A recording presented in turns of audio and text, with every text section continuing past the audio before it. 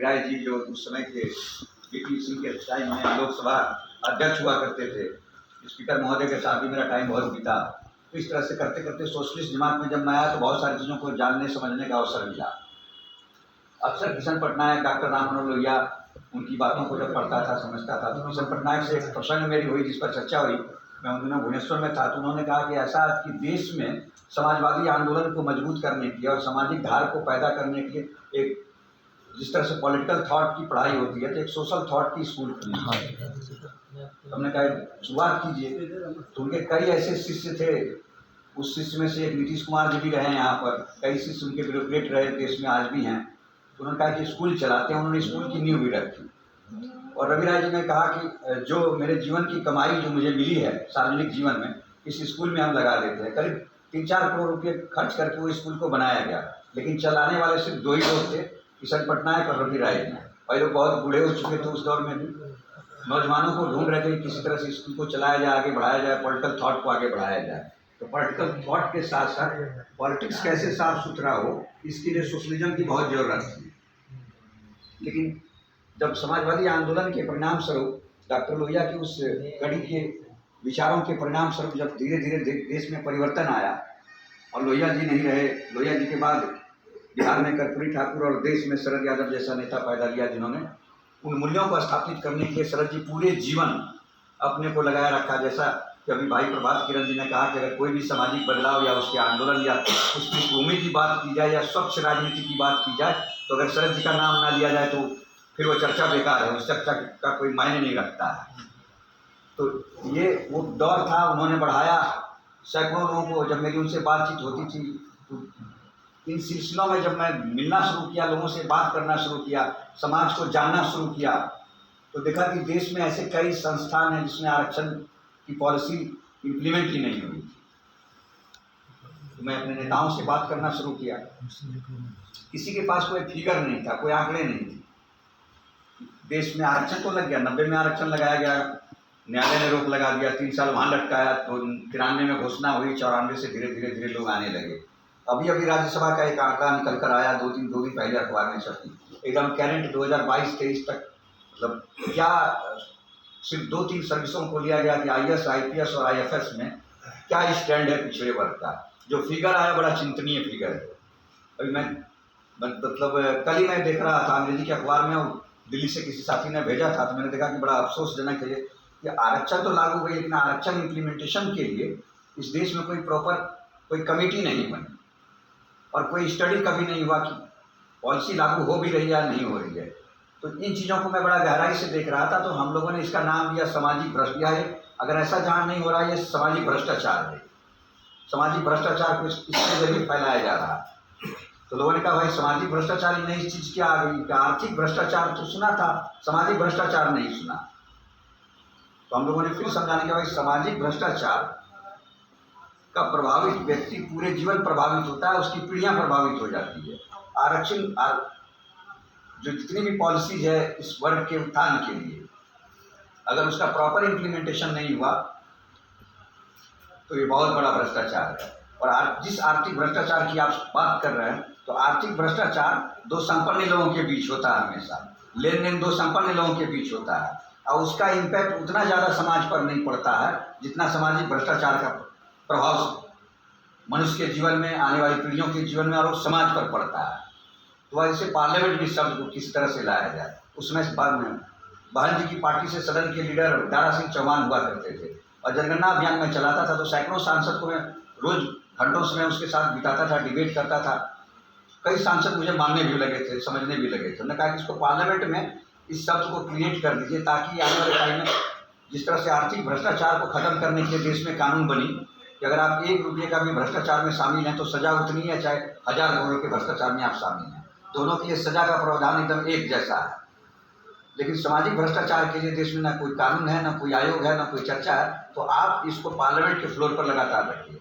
तो सदन के जब तक लीडर रहे दारा सिंह चौहान जी, सामाजिक भ्रष्टाचार करते करते इसको मतलब जो इस शब्द कहीं नहीं था उसको स्थापित कर दिया सदन के अंदर।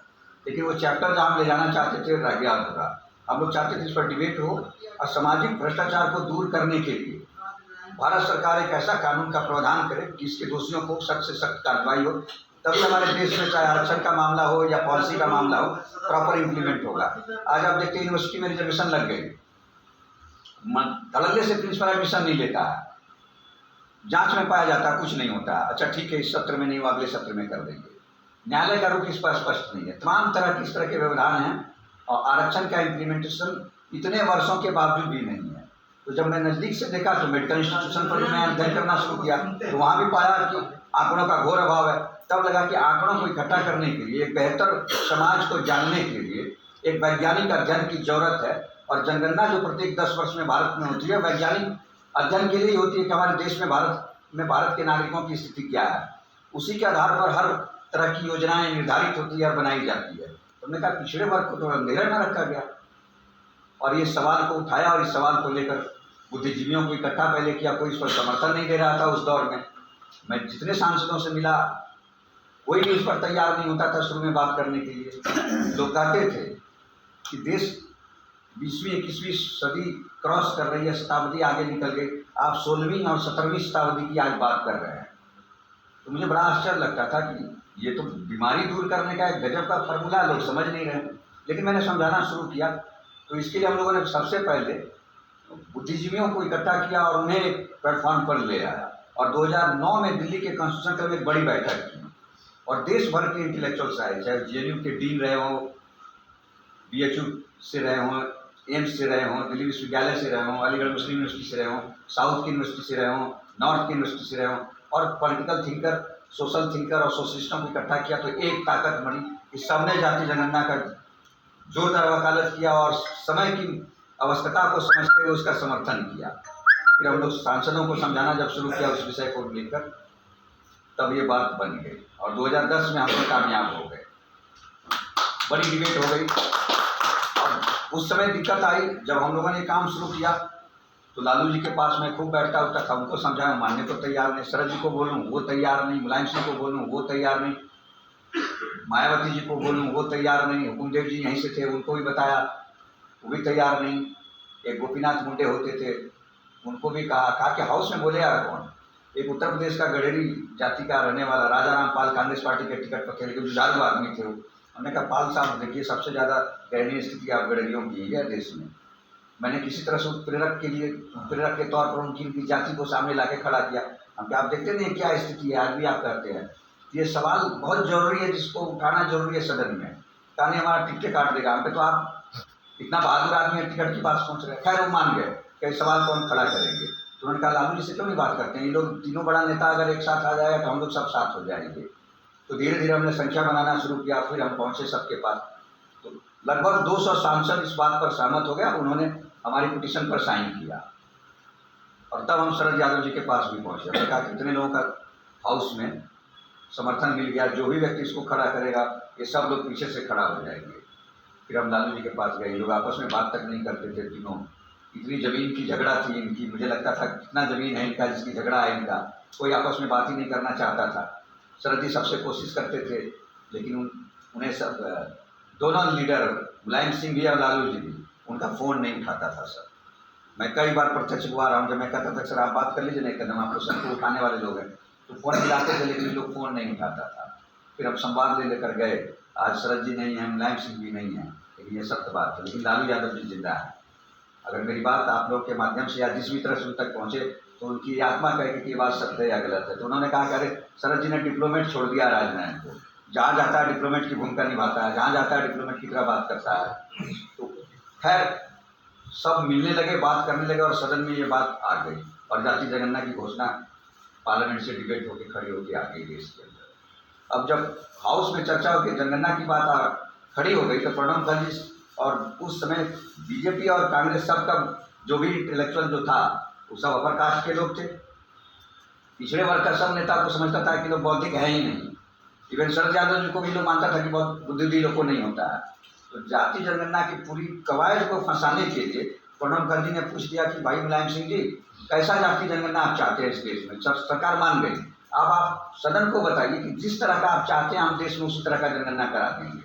आपने कोई फॉर्मेट बनाया है, आपने कुछ प्रोसेस बनाया है, प्रक्रिया बनाया है, कैसे करना है, सरकार तैयार है। हाउस में वक्तव्य आपको मिल जाएगा जब कभी स्टडी आप करेंगे तो।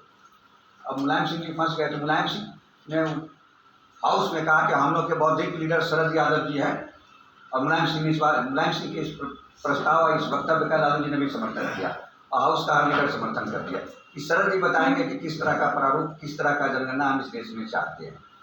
अब शरद जी को भी ये पता नहीं था। अब इन लोगों ने चुन दिया नेता, शरद जी उठे और हाउस, चूंकि लंच आवर हो रहा था तो हाउस एडजॉर्न हो गई, भोजन पर मध्याह्न हो गया। शरद जी ने कहा कि भाई तो मामला फंस गया। हमने क्या कहा कि प्रणब मुखर्जी तो फंसा दिया, फिर कैसा जनगणना चाहते हो तुम लोग, ये तुम्हारा ही मुहिम है, तुम ही सबको इकट्ठा किया और बताओ बेसर हो जाएगा, ये प्रारूप बना हुआ है।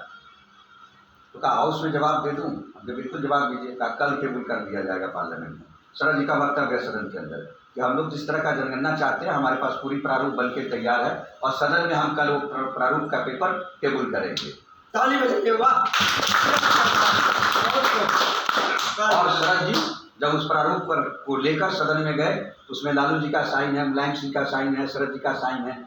इस तरह से करके उस समय की पार्लियामेंट में 30 पार्टियां रिप्रेजेंट कर रही थी, 30 पार्टी का साइन है उस फॉर्मेट पर। इसको प्रधानमंत्री खारिज नहीं कर सकते हैं, ये जरूर डॉक्यूमेंट रखी हुई होगी। अगर उस प्रारूप में इस देश का मतलब राष्ट्रीय स्तर पर जनगणना हो गया होता तो इस देश के बहुजन समाज के विकास की तस्वीर कुछ और होती।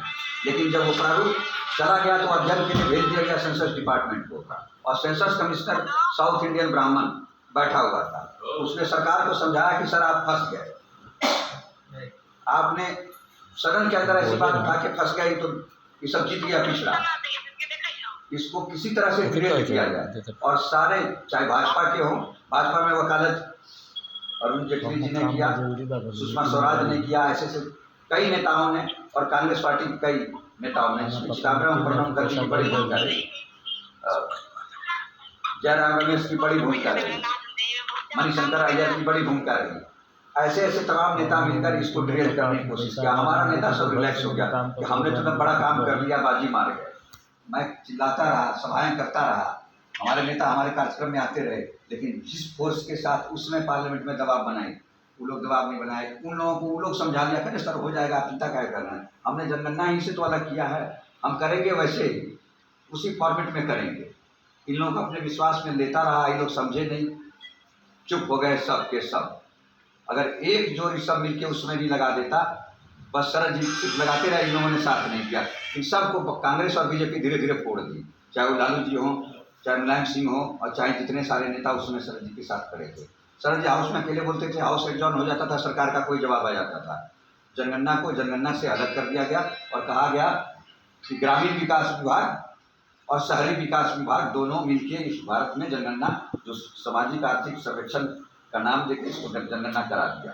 हम लोगों ने सवाल खड़ा किया, इंडिया टुडे में उस समय भी छपी थी कि सरकार ने जो अब कवायद शुरू किया है, जनहित अभियान के वैचारिक आंदोलन के परिणाम स्वरूप जो ये वातावरण बनी देश में, और सरकार ने भी 3,500 करोड़ का जो बजट निर्धारित किया वो सब बेकार चला जाएगा। इसके एक आंकड़े निकल कर नहीं आएंगे जो सिस्टम डेवलप किया गया है उसमें। उसके बाद जयराम रमेश जी मिनिस्टर थे डिपार्टमेंट में, उनका भी बयान आया और आज सब बयान सच है। और मैं तो जयराम रमेश जी को भी पहुंचा चुका ये बात, आज वो सुन रहे होंगे, जहाँ भाई रामाशंकर जी दिखा रहे हैं ये बात पहुंच रही हुई देश भर में। तो उस समय जो स्वीकार नहीं किया, अब तो सब स्वीकार करके अब तो उनके गले से ही जैसे लग रहा है कि नहीं अंदर जा रहा, ऊपर ही ऊपर खूब बक रहे हैं ये लोग सब मिलकर। लेकिन जब उनको समय था, जब उनके पास ताकत थी, सब कुछ था, हो जाना चाहिए था। सरकार बदल गई, सरकार आ गई नहीं 2014 में। इस सरकार ने भी लगभग 1,500 करोड़ रुपया और सैंक्शन कर दिया, तो लगभग 5,000 करोड़ रुपया इस जाति जनगणना के नाम पर इस देश का जनता की टैक्स का पैसा को बर्बाद कर दिया। अब चूंकि कवायद गलत हुई थी, दोष दे दिया सब बीजेपी को। अरे बीजेपी उसमें उतनी दोषी है तो उससे ज़्यादा दोषी कांग्रेस भी है। एक नाग तो दूसरा सांप, सांप नाग नाग नाग दोनों हैं। जब इसके पास गया तो इसने टाल दिया, और टाला तो जब स्टडी करने लगा इसमें भाई मामला क्या, तो हम लोगों ने 2015 में एक बड़ा सम्मेलन किया जिसमें भारतीय जनता पार्टी के भी कई वरिष्ठ नेता सांसद पहुंचे, कांग्रेस के भी पहुंचे, अन्य दल के लोग भी पहुंचे। तो वहाँ जब सरकार तक ये बात पहुंची तो सरकार के मंत्री ने प्रेस कॉन्फ्रेंस करके गृह मंत्री के द्वारा बयान दिलाया गया कि इस पूरी कवायद में लगभग 9 करोड़ से अधिक गलतियां हो गई है डाटा को संग्रह करने में। 9 करोड़ से अधिक गलतियां, ये सरकार के स्टेटमेंट है।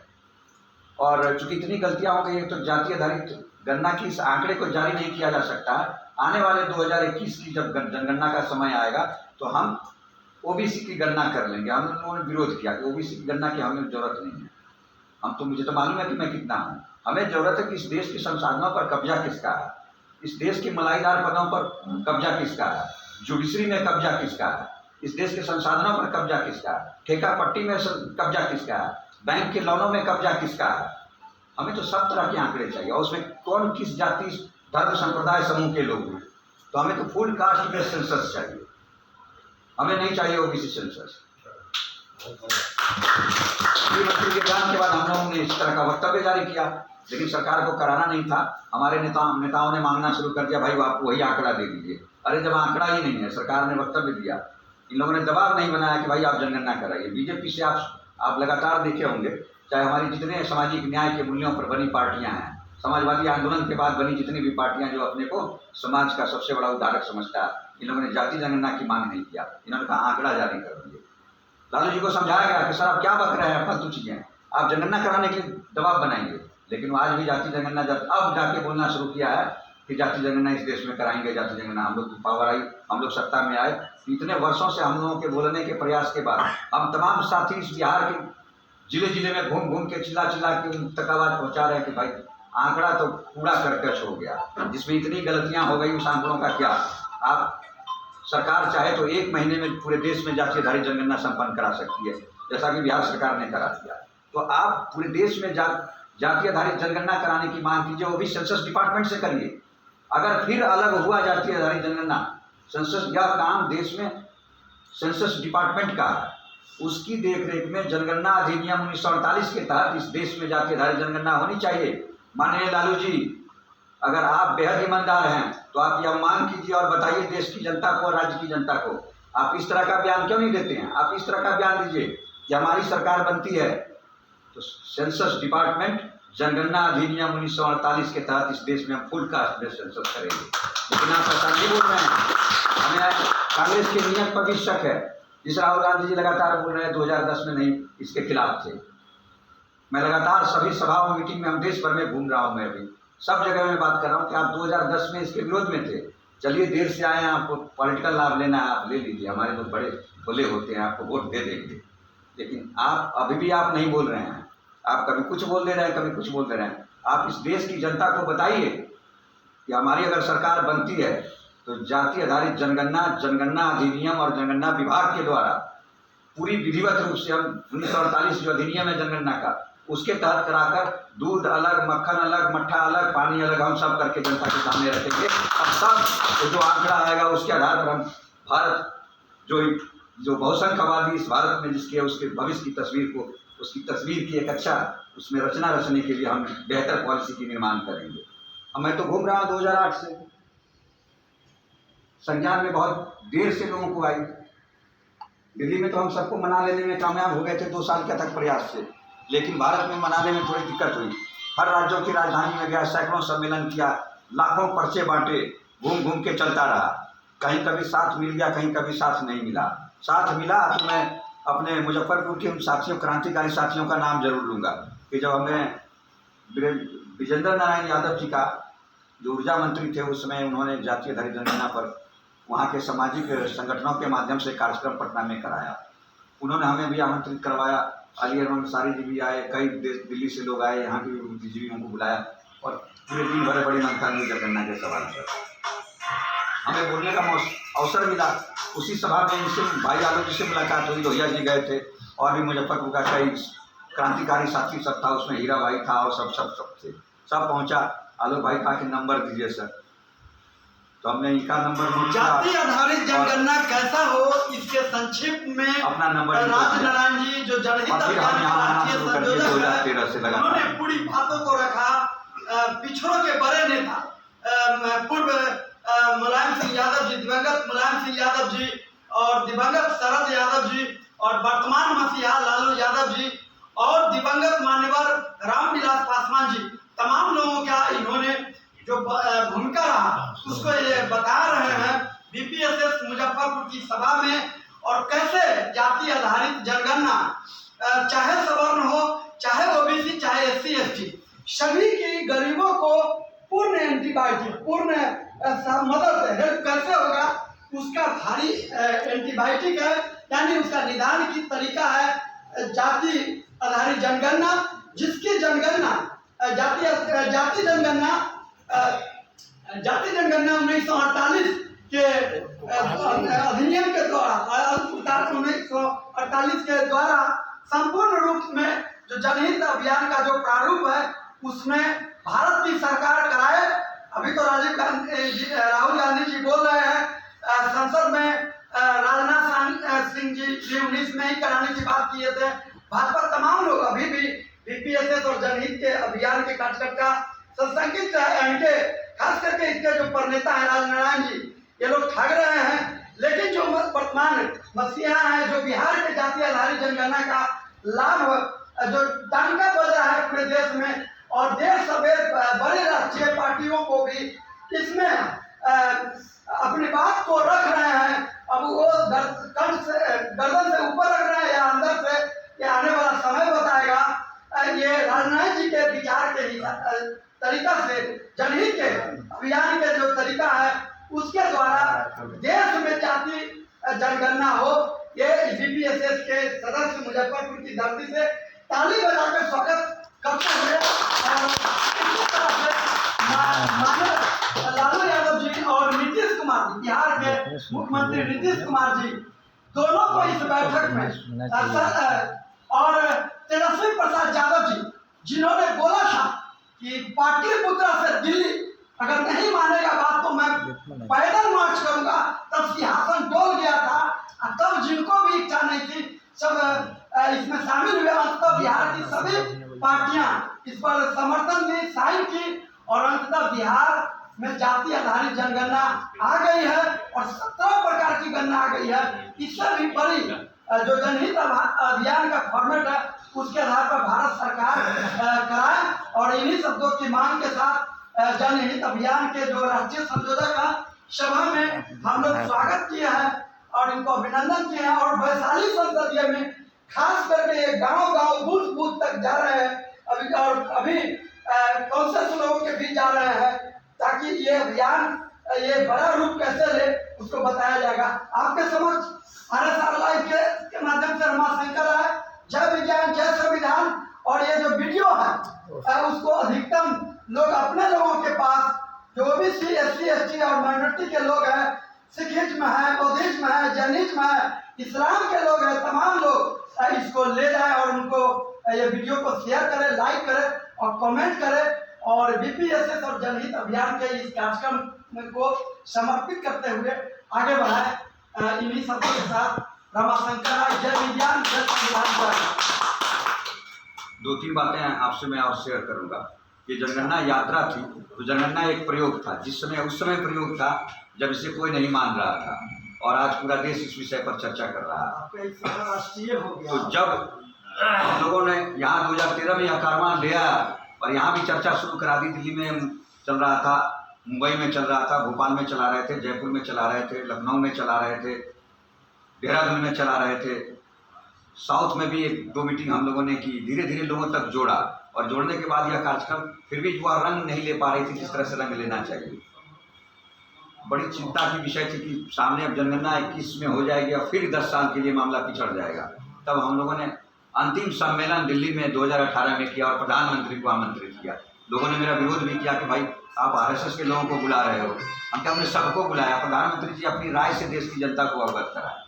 प्रधानमंत्री जी नहीं आए, लेकिन अपने सलाहकार को उन्होंने इस कार्यक्रम में अवश्य भेजा, और उनका सलाहकार जाति जनगणना का समर्थन करके उस 18 के सम्मेलन में हम लोग के मंच से गए और उन्होंने जोरदार वकालत की।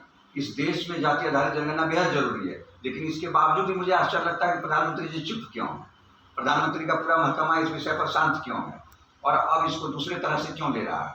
जब बात नहीं बनी तो 2019 में हम लोगों ने 5 अक्टूबर को दिल्ली के उसी कॉन्स्टिट्यूशन क्लब में, जहाँ कभी पिछड़ा बैठता नहीं था, उस क्लब में पिछड़ा कभी बैठता नहीं था, इतने लोग शासन सत्ता में परिवर्तन आने के बावजूद भी हम लोगों ने पहला सम्मेलन किया था। उसके बाद सैकड़ों संगठन की वार लग गई। सही तो संगठन नहीं थे तो बार से भी लोग आके अब तो वहाँ पिछड़ों का ही सम्मेलन होने लगा।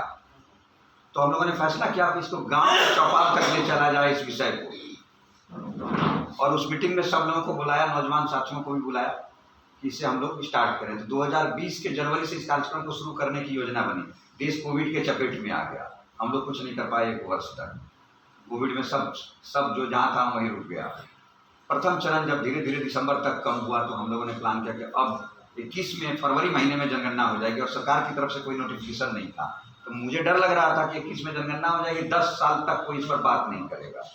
तो पूरी लाइफ का रिस्क लेते हुए, जिस समय उस बीमारी से सब लोग डर रहे थे, चाय पिलाना भी पसंद नहीं कर रहे थे, बैठना भी पसंद नहीं कर रहे थे, हम लोगों ने कहा कि अब निकलना चाहिए। हमने भाई आलोक को दिल्ली से फ़ोन किया कि भाई अब रथ यात्रा लेके निकल रहे हैं, और परमिशन की समस्या तो है, बहुत कम लोगों की परमिशन मिली है, लेकिन आवाज़ बुलंद करनी चाहिए। तो हमने थोड़ा सा मॉडिफिकेशन किया कार्यक्रम में कि हम सभा नहीं करेंगे, रथ घूमेगी। जिला मुख्यालय को टारगेट किया कि जिला मुख्यालय में जहाँ जहाँ भी भीड़ भाड़ वाली जगह है उन सब जगहों पर दिन भर हम लोग कार्यक्रम करेंगे। तो आपको तो कोई आपत्ति नहीं आलोक भाई, बात करो साथियों से। ये सोशल डिस्टेंसिंग, जो डिस्टेंस करने की, अलगाव दूरी बनाने का जो वर्ड आ गया कंट्री में, और कंट्री से बात पूरे वर्ल्ड में, तो ये लोगों के चैन को ख़त्म कर रहा है, और जनगणना इसी बहाने यहाँ देश में निकल जाएगी। तो कहा भैया हम लोग एकदम तैयार हैं, आप आइए। हम लोग चल पड़े और निकल पड़े इस कारवां को जगाने के लिए, और जगा दिया बिहार को। सिर्फ 7 लोगों ने मिलकर बिहार को जगा दिया। और जब कार्यक्रम समाप्त हुआ तो भाई प्रभात जी के हम गए इनके पिताजी से मिलने के लिए, चर्चा हुई हमारी चाय के संदर्भ में, और कई तरह की चिंताएं उन्होंने जाहिर की इस विषय पर। लेकिन राज्य का मुखिया इस विषय को बड़ी गंभीरता से देख रहा था, उसने इसका संज्ञान लिया, और संज्ञान लेने के बाद तभी भारतीय जनता पार्टी के साथ गठबंधन की सरकार चल रही थी 2021 में।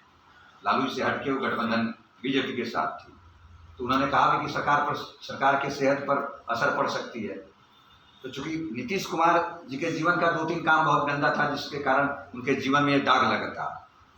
तो वो दाग मैंने जरा फिर से उजागर करने की उनकी कोशिश की। जब हमारी उनसे बातचीत हुई, उन्होंने कहा कि आपने महिला आरक्षण बिल जब 2009 में पार्लियामेंट के पटल पर रखा जा रहा था, तो आपका नेता शरद यादव जी आरक्षण चाह रहे थे, और आप बिना आरक्षण दिए अगड़ों को सपोर्ट करके राज्यसभा में आपने बिल पास करा दिया अपने नेताओं के माध्यम से।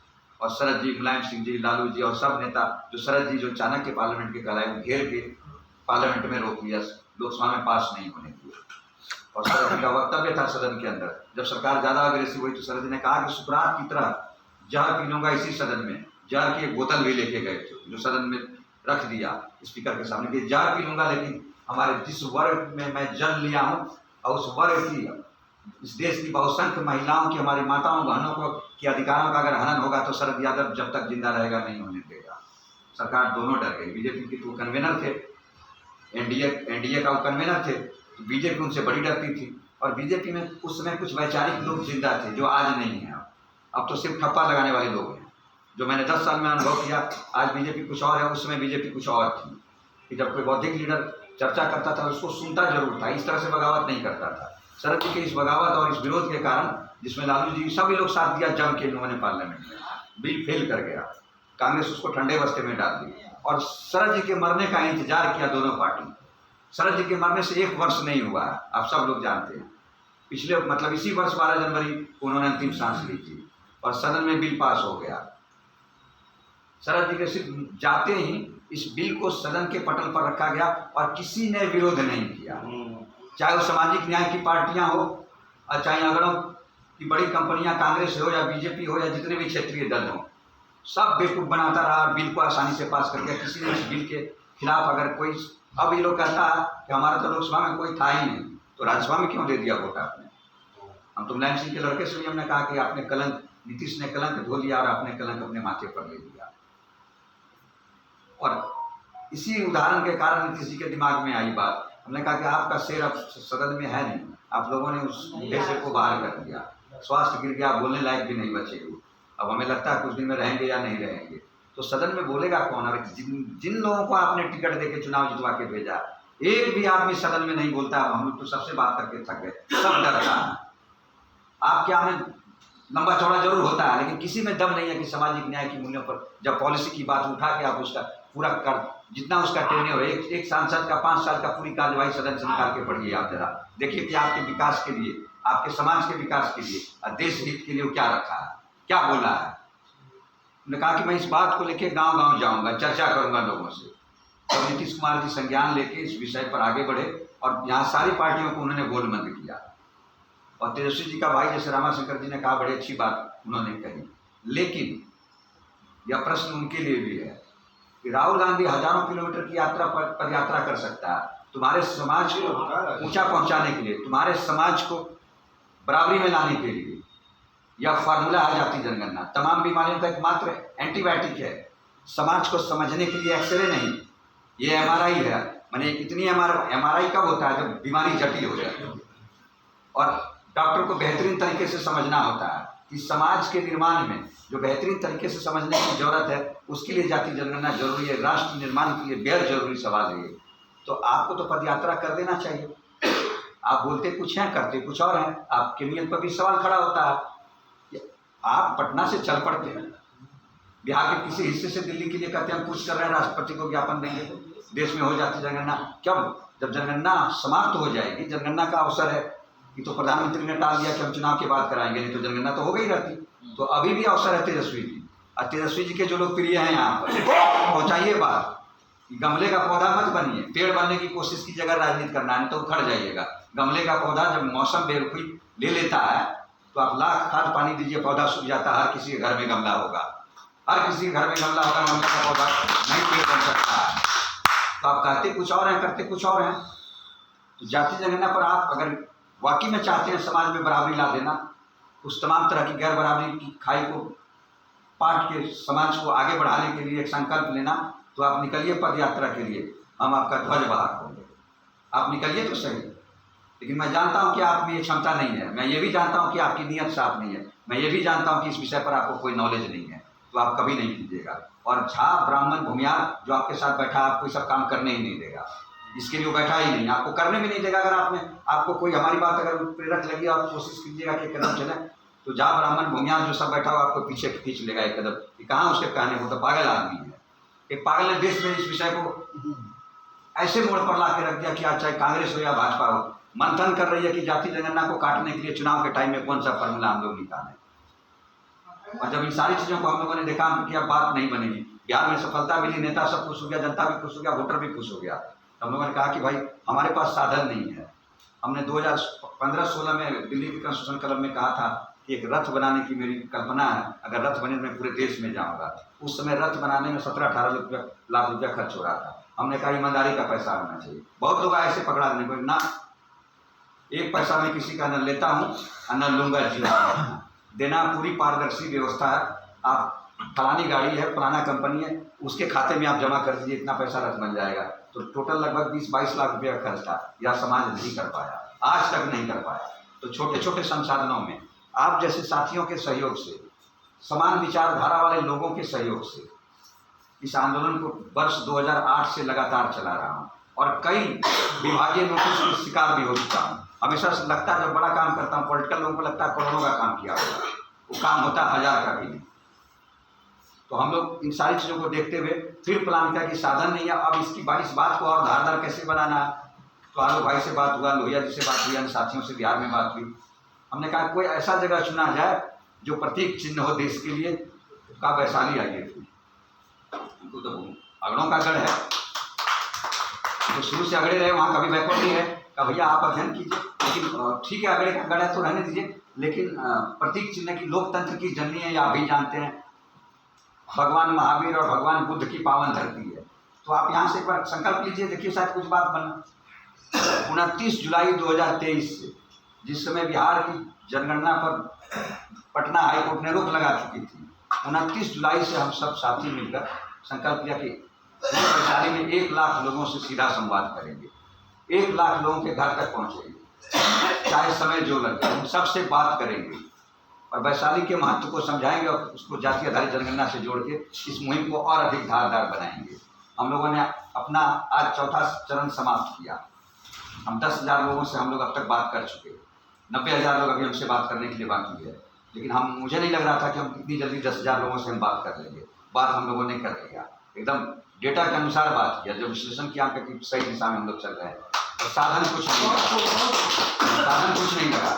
आलोक भाई खड़ा हो गया, गाड़ी उसकी है, भोजन ही कराता है, दिल्ली से कोई साथी मुझे भेज देता, कोई ठहरा देता। हम बिल्कुल उन सोशलिस्ट मूल्यों को स्थापित करना चाहता हूँ देश में जो डॉक्टर राम मनोहर लोहिया ने शुरू की थी, उसको फिर से जिंदा करना चाहता हूँ।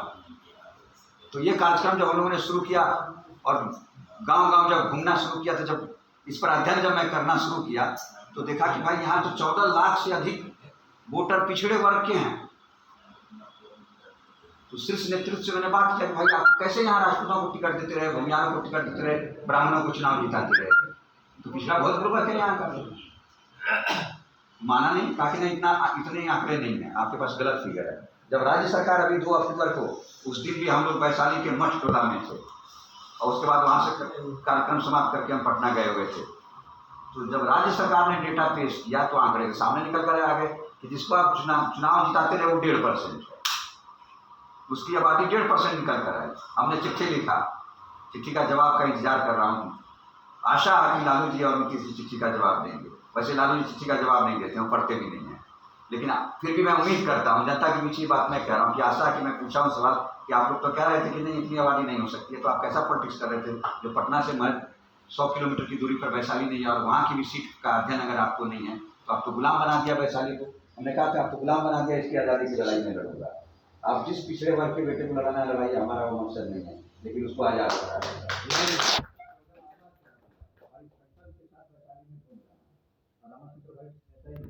अपने ही लोग, पिछड़े लोग और खासकर जादव लोग, जादव कहना चाहिए, जादव के प्रवक्ता मानने की सब अवस्था आगे सबसे पिछड़ा हुआ कौन है आज का, सबसे दुर्गंध कास्ट बन गया है जादव, सबसे स्वार्थी है, सिर्फ अपने निजी स्वार्थ के लिए जिला और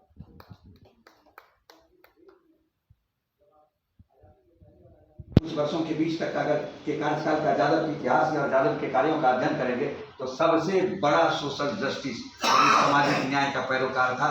दूसरा का झगड़ा अपने कंधे पर लेके भी लड़ जाता था। सामाजिक ताकतों से अगर आज़ादी के पहले और आज़ादी के बाद टकराया तो था यादव। लेकिन भाई जैसे जैसे समय बढ़ता गया, आज़ादी के वर्ष बीतते गए, शासन सत्ता में आपकी भागीदारी धीरे धीरे बढ़ती गई, तो आपको हो क्या गया भाई, ना आपकी प्रवृत्ति ठीक रह गई है, ना आपकी सोच ठीक रह गई है। आप चाहते हैं मुल्क पर कब्जा करना, असंभव काम मुझे दिख रहा है, जो भविष्य में दिख रहा है एकदम असंभव। भारत की आबादी में अगर जिस दिन जाति आधारित जनगणना हो गई 20% के आसपास आप निकलेंगे, लेकिन आप कुछ नहीं कर पाएंगे, आप कुछ नहीं कर पाएंगे, क्योंकि आप पटना से आगे नहीं देख पाते हैं उत्तर प्रदेश का। मैं उत्तर प्रदेश के भी जातों को मैं कहता हूँ कि तुम लखनऊ से ज़्यादा आगे नहीं देख सकते हो।